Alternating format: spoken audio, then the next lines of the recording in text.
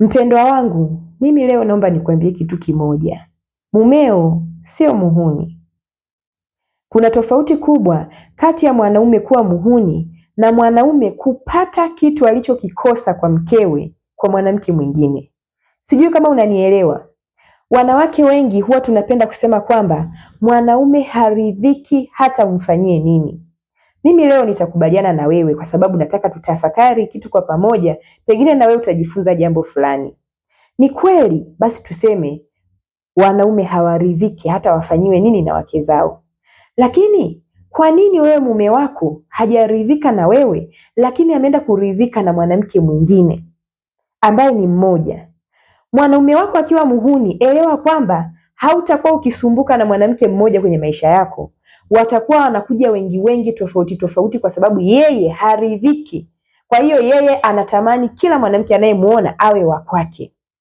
Leo nataka nitafakari kuhusiana na wanaume ambao wao wamekwama kwa mwanamke mmoja. Wewe unamjua kabisa mumeo, mlikuwa mnaishi vizuri, lakini imefika wakati mumeo amekwama, kuna mwanamke huko nje amekwama. Unaongea mwezi wa kwanza, unaongea mwezi wa pili, unaongea mwezi wa tatu, sasa hivi inaenda mpaka miezi 6, 8. Huyo mwanamke hajawahi kuondoka kwenye maisha yako, wala mumeo hajawahi kumwacha huyo mwanamke. Wewe kama mwanamke ulifanya jitihada gani za kujiuliza maswali? Kwa sababu mimi nikwambie tu ukweli, katika kitu ambacho kitakupiga wewe upofu uendelee kupigana na kitu cha nje, ni kutokukubali kukaa chini na kujichunguza.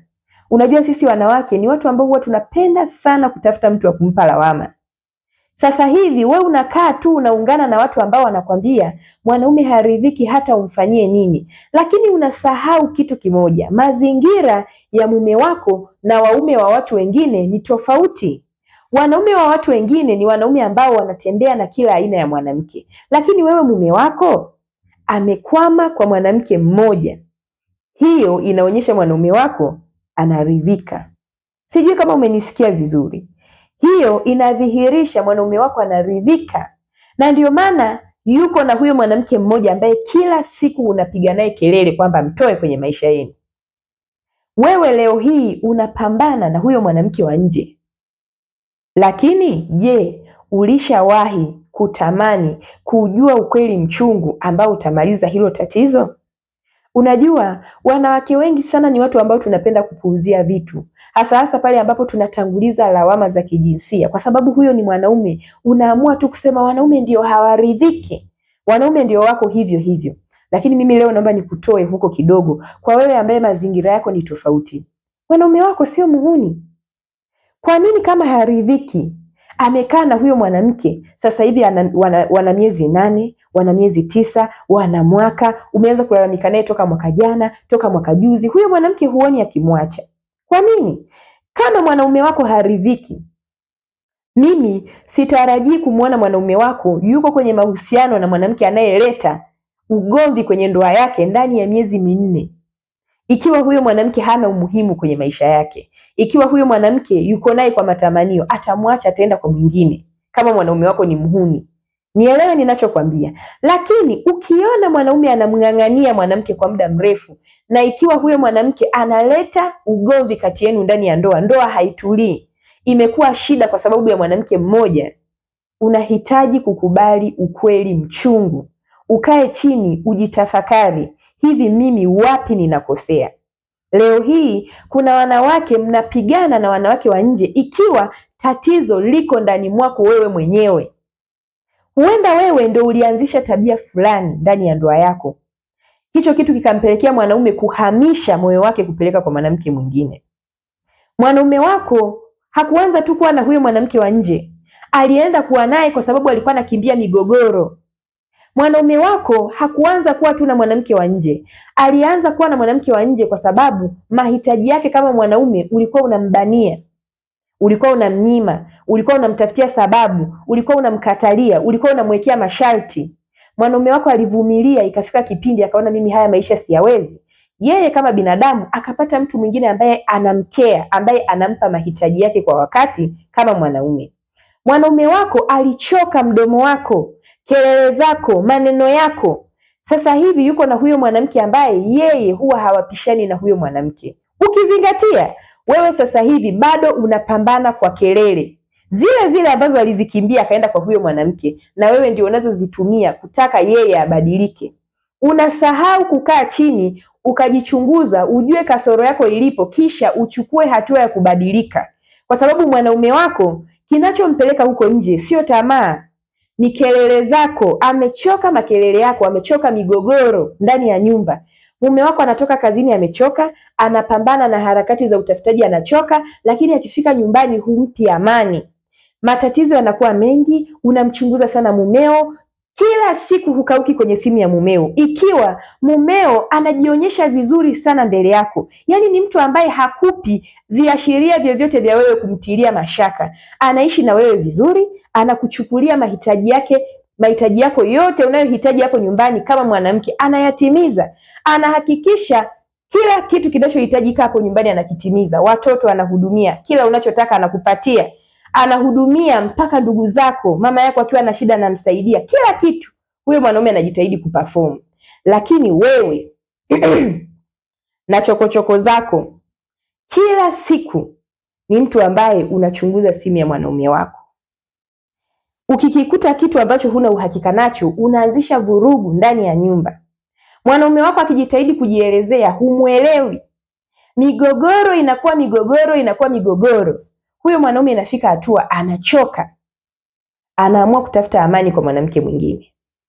Wewe bado unapambana na mumeo huku ukimtupia lawama. Wewe mwanaume huridhiki, wewe mwanaume huna jema, wewe mwanaume ni nini mimi ulikikosa kwangu, wewe mwanaume ni muhuni, wewe mwanaume ni nyoka. Maneno kibao unamwambia huyo mwanaume. Sijui kama unanielewa. Unamwambia kila aina ya neno, lakini mwenzako akitoka kwako ameambiwa maneno yote hayo, akienda kwa huyo mwanamke wa nje, huyo mwanamke wa nje anamtuliza.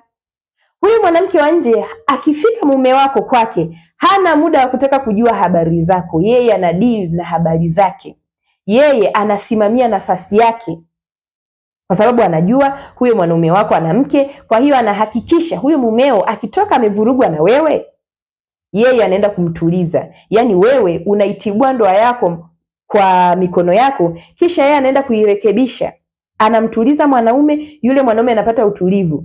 Unafikiri huyo mwanaume hata ungeongea naye miaka 6 atamwacha huyo mwanamke?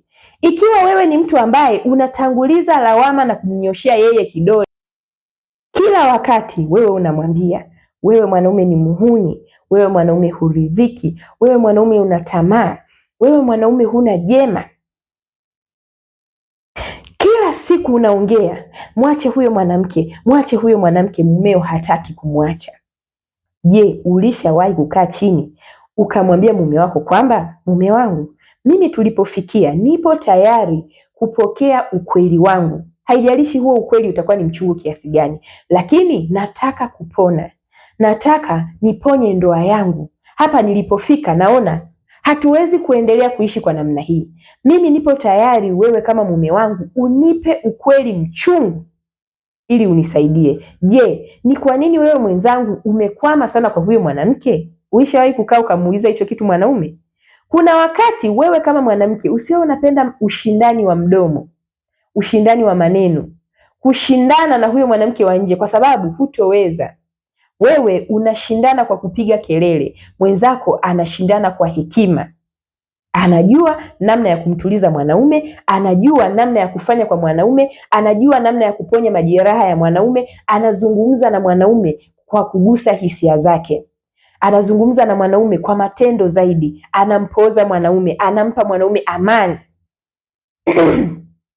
Nikwambie tu kweli mchungu, mwanaume ni mtu ambaye huwa anakimbia migogoro. Yaani kubwa ya wanaume wanakimbia migogoro, kwa sababu mwanaume kichwa chake hakiwezi kubeba mambo mengi. Apambane na utafutaji wa maisha, atafute pesa kwa ajili yako, abebe majukumu ya familia, kila kitu anawajibika hapo nyumbani, bado akae akuweke na wewe kichwani kwamba unamsumbua nyumbani, wakati anaona kabisa anatafuta pesa kwa jasho lake, anakulisha, anakuvisha, kila mahitaji yanayohitajika hapo nyumbani anayatimiza, lakini bado umkosesha amani, bado akae aanze kupokea migogoro, bado akae aanze kunyimwa haki yake ya msingi kama mwanaume, bado haki yake ya msingi kama mwanaume apewe kwa masharti, bado siku nyingine akikuhitaji umpe masababu, mara mimi kiuno kinaniuma, mara mimi mgongo umevunda, mara mimi sijui nini kimekufa ganzi, maneno kibao. Mwanaume anakaa chini anajitafakari, anaona hivi wanaume wengine wanaokuwa na wanawake nje kwani wanakosa gani?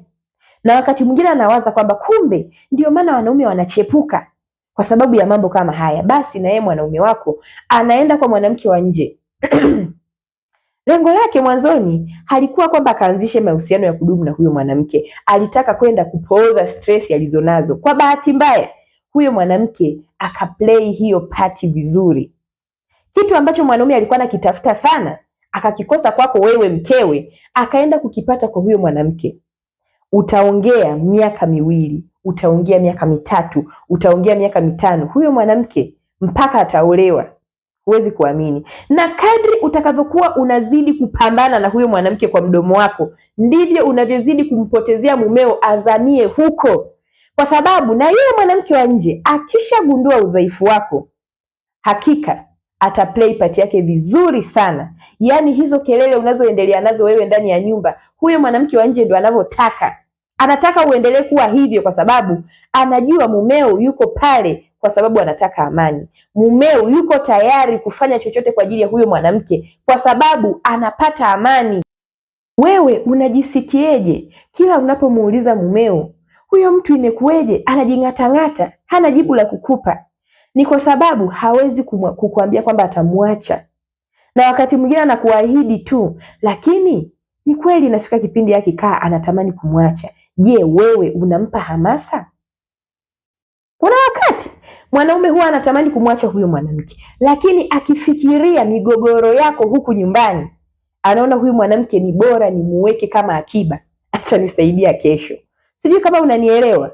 Anajua kesho migogoro itakavonoga ndani ya ndoa yenu, atatoka aende akapate amani huko at least. Anajua utakapojinunisha wiki ukamnyima haki yake kama mwanaume, at least ataenda kuipata kwa huyo mwanamke. Anajua utakapoanza kumtafutia sababu kwamba mimi usiniguse hapa, kiuno kinaniuma, mgongo sijui umekufa ganzi, sijui mikono imefanyeje, anajua huyu mwanamke atanisevu.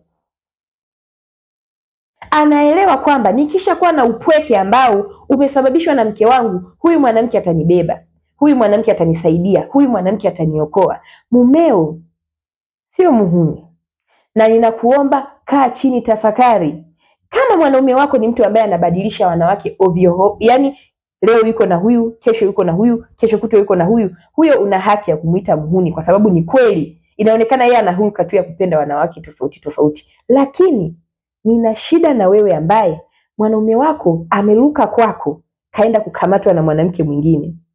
Kuna wakati mumeo hajarogwa, mumeo hajafanyiwa chochote na huyo mwanamke, mumeo hapewi kitu chochote cha maajabu ambacho wewe hauna na huyo mwanamke. Unahisi mumeo labda amekwama kwa sababu ya mambo ya ndani, lakini kumbe sio kweli. Unahisi huyo mwanamke pengine anakatika sana, pengine anafanya nini, pengine anafanya vitu ambavyo wewe hufanyi vya mambo ya ndani, kumbe sio hivyo. Huyo mwanamke anakuzidi hekima, anakuzidi akili, anakuzidi unyenyekevu kwa mwanaume. Hakika mume wako hutomkamata. Sijui kama unanielewa. Na wewe ukiendelea kukaa kwenye dimbwi la kwamba mwanaume haridhiki hata afanyiwe nini, kiuhalisia kweli utamwona mumeo haridhiki. Lakini ukikaa chini ukichunguza, ukitumia akili zako ukafikiria vizuri, hiki nilichokiongea utanielewa. Utanielewa vizuri kabisa. Na hata kama hayo mambo yanakuuma, lakini mimi najua utanielewa.